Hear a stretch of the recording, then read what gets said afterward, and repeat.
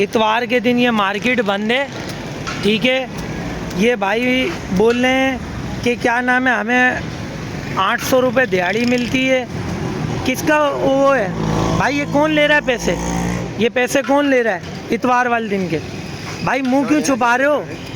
सामने बात करो। हाँ। ये किसने आपको ठेका दिया है? उबैद किसने? उबैद उबैद सलमान सलमान और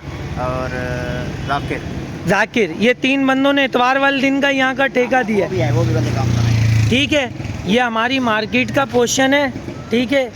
यहाँ से ये बंदों से नाजायज़ पार्किंग के पैसे ले रहे हैं, ठीक है। आपने अभी कस्टमरों से लिए हैं पैसे? अभी आया। अभी नहीं आए। हाँ। मैं आपको 2 घंटे से देख रहा हूँ यहाँ पे, सही है। आप यहाँ पे नाजायज़ लोगों से किसी से 50 रुपये वसूली कर रहे हो, किसी से 80 रुपये वसूली कर रहे हो। ये हमारी मेन मार्केट का पोर्शन है, ठीक है। अब ये देख लें आप, ये पूरी पट्टी है, ये यहाँ से पार्किंग के पैसे वसूल किए जा रहे हैं।